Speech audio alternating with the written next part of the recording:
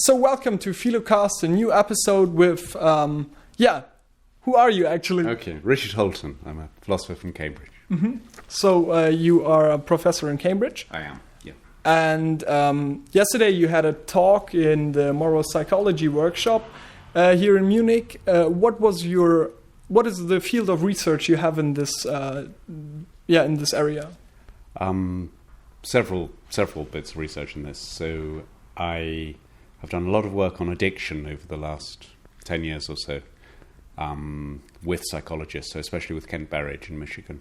Mm-hmm. And he has a view of addiction which sees it as driven by wanting rather than liking.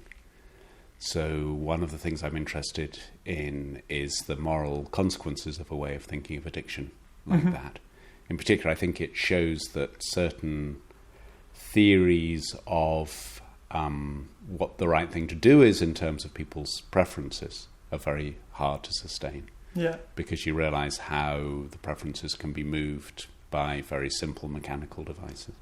Mm-hmm. So that's one thing I'm interested in. I'm also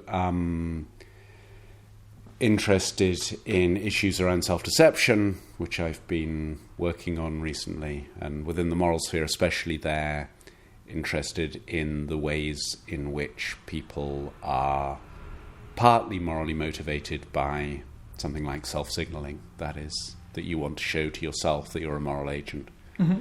And this, people have thought that this could explain certain phenomena, like, for instance, the ways in which once you reframe a moral question, sometimes mm-hmm. people behave very differently. Yeah.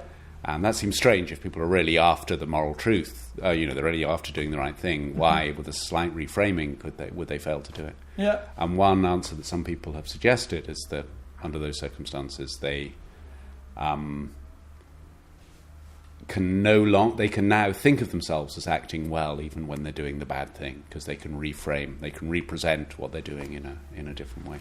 To the addiction part, have you heard that some researchers found that it could be just the context in which you are living that makes you be addicted to something? So that, like, something with rats was tested, and there were rats in a really sad environment. Right. And some in a rat park, which was fun, and then they didn't get addicted, although they could have the drug.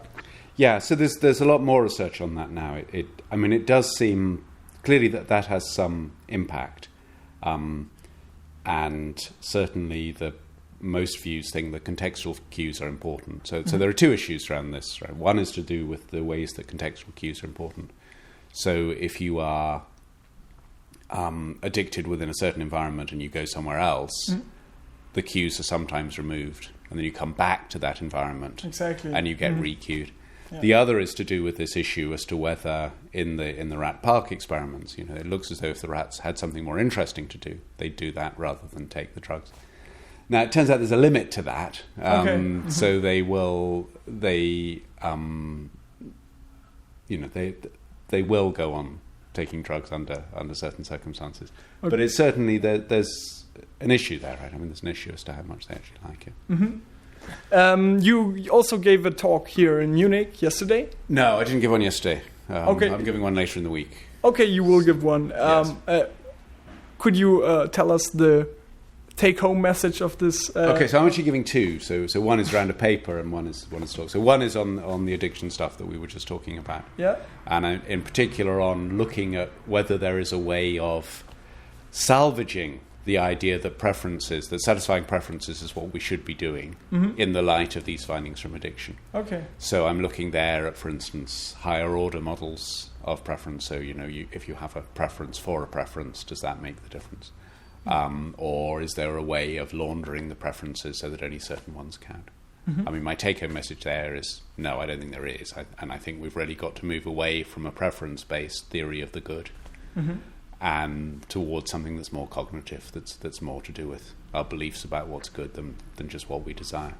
Okay, got it. So that's one paper. The other paper's on self-deception. So it's partly coming out of these issues around people trying to tell themselves a story. And I'm particularly interested there in the empirical literature as to whether or not self-deception is a sort of active process where you genuinely, and to some extent, are understanding what you're doing and then purposefully manipulating yourself. So that's the old-fashioned view, and against that, various people have pushed for a more deflationary view, which says, no, it's not that we're actively doing this. We've just got certain self-serving biases. Yeah. And my suspicion is that the empirical literature actually doesn't show that it shows that it's more than self-serving biases. But you need a lot of philosophical work there to see what the crucial issues are. So I'm partly interested in doing that philosophical work. What I like is that the focus you set in this research is really, you can find this empirical behavior in many people are actually acting like that. And that's something which is interesting, because my next question was going to be like, what's your aim of the research? Why are you doing it? In which direction are you heading towards? Yeah, so I think, historically, ethics always was a sort of collaboration, often within the same person, of people thinking about empirical behavioral issues and thinking about the normative questions around that. So, if you read Aristotle, if you read the Ethics, you very much get that. He's giving a theory of how people work, and that's tied into a theory of what they ought to do. Obviously, he doesn't phrase it quite like that, but of what a good life would be for a moral agent.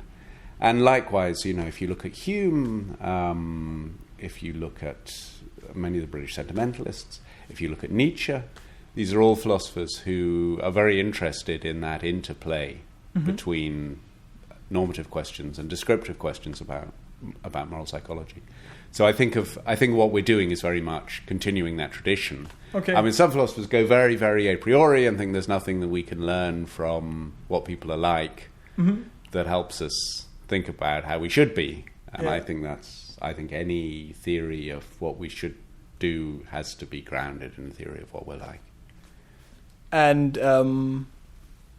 I see that point. It's really, I like that you're taking yourself out of this situation. Like, you're not saying I'm doing this research and I'm going to like, you're seeing yourself like as one little part in this whole philosophy history somehow. But like, that's something I appreciate, because sometimes if you're asking, what are you doing actually?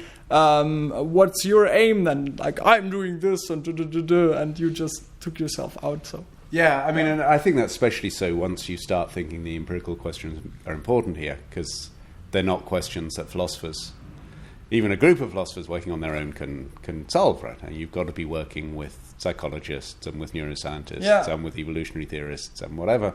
Like the workshop yesterday was interdisciplinary. Right. It's interdisciplinary and it's cooperative in a very deep way, right? I mean, I think the questions that people are asking are actually complementary questions, and they're not going to be answered. I don't think the psychology questions can be answered without a lot of work getting clear on what we're doing. So there's one thing the philosophers can do. But I also think most philosophers are interested in more explicitly normative things than many psychologists are interested in that psychologists think it's their job just to describe what people are doing, and there they stop. Whereas we're interested also in how that ties in with what people ought to be doing. For the end of the video, could you tell us one normative guess or opinion you would have? Like, what should we do? What policymakers should do in this question, or what other colleagues should? Yeah, like, what's your normative approach? I don't know in terms of particular concrete things, but I think one thing that philosophers have come back to think more about recently is that when we do ethics, we're working in an ongoing practice of trying to work out what the important questions are and what the important ways of thinking are. So it's not that we should think of philosophy as sort of working by starting with a pre-existing set of questions. So one of my colleagues, Paulina Sliva, was saying just this yesterday. It's not so we've got a set of questions and we just kind of try and work out the answers to them. What happens with moral thinking is that you realize that you're getting clearer on what the questions are. You see that in science, right? That it's not as though ancient science had the same set of questions and they just got a different set of answers to them to contemporary science. Science progresses by honing the conceptual framework within which it's working. And it's the same with ethics, I think. So many of my students are concerned about issues around sexual morality, around sexual fluidity, that were not a concern of anybody 20 years ago. So the general issue around transsexuality and gender boundaries and whatever, that's a new thing, and we have to start thinking more about that. Or issues around climate change and climate responsibility. We are really just at the beginning, I think, of getting a morals framework to help us think about that. And is the problem what you're saying, that some people try to use old questions for the new questions? I think you've got to think that the framework is actually evolving. The ways you're thinking about this are evolving. So I think we're not in the position that we can think we've got an overarching theory, utilitarianism or a Kantian view or something, and it's just going to answer everything. It doesn't work like that. We've got to do it sort of bottom up. We're looking at the little detailed things. And in looking at those little detailed things, we are getting concepts which are partly normative and partly descriptive. So they're thick ethical concepts as people think of them. And those are things we're working on. And it's hard to do that. It's hard work. You've got to engage not just with the moral questions and not just with the empirical questions. You've got to engage with those two simultaneously. It's really, I have to admit, really interesting to talk to you. I guess video duration is in the end. Okay, so we should stop there. Well, thank you very much. It's been Thank you very much. It was really interesting. Thank you. And we're going to see us in the next episode of Philocast. We have some more talks in the context of the moral psychology workshop. It's the link in the description. And until next time.